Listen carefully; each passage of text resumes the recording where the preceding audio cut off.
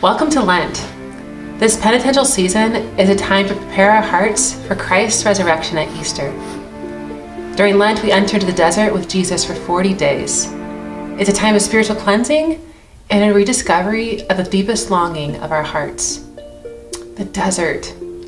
The desert is a beautiful place. The colors, the stars at night, the pure lines, the endless expanse. It's truly a place where one can encounter God. But it's also terrible, desolate, lonely, cold nights, hot days, and it's a place where one goes to battle the enemy. In fact, from the earliest times in the church, men and women would go into the desert to encounter God and to do battle. They had one goal, union with God. But they knew that it wasn't their job. They couldn't make union with God happen. It's not an achievable thing, it's a gift. And so they aimed at purity of heart, preparing their hearts to be a dwelling place for God. The prophet Joel tells us to rend our hearts, not our garments. He doesn't want our garments. He doesn't need our garments. In fact, if he wanted garments, he could have them. He could have anything else for that matter. But the one thing that he doesn't have access to without you is your heart. He has everything else. He desires this alone, and that's your heart. At the Last Supper, he told us, I have earnestly desired to eat this meal with you. You could also translate this as, I have desired with a fierce desire to have communion with you. Or even, I hunger for you. He desires to draw us to himself, to fill us with good things.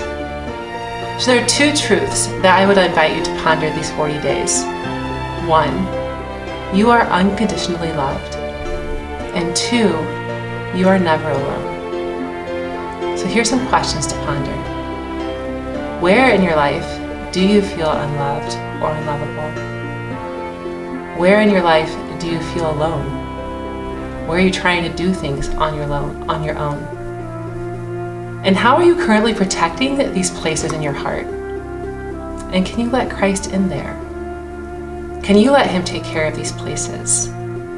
Pope Francis wrote, the evil one makes us see and condemn our frailty, whereas the Spirit brings it to light with tender love. Tenderness is the best way to touch the frailty within us. So make that the focus of these days. He desires your heart, a contrite, humble, open heart. Not one already made perfect and self-righteous that doesn't exist anyway. Will you let him in?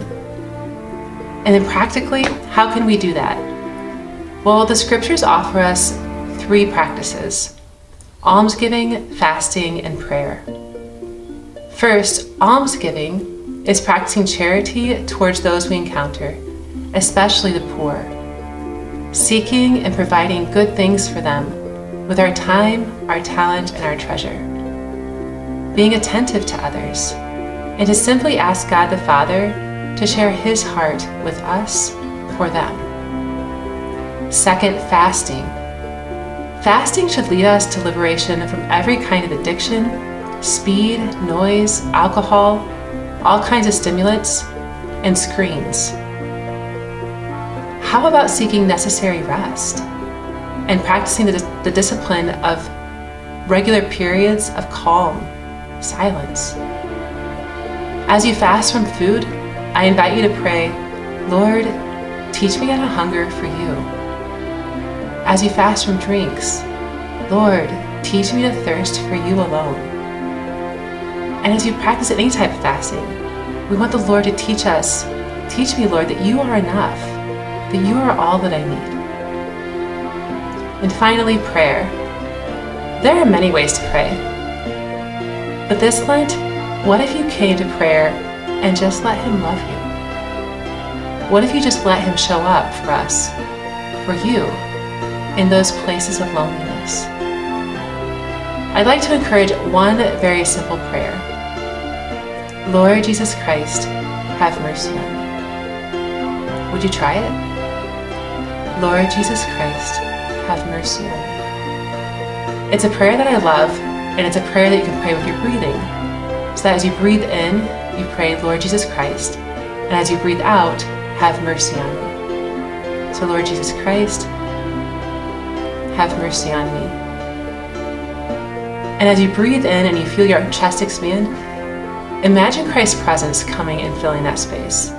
Lord Jesus Christ, have mercy on me. And as you breathe out the anxiety, the stress, the tension, and give it to Him. Trust Him with it. And then in those places of emptiness, invite His presence. Lent is a time to rediscover the deepest hunger of your heart and hear God's response.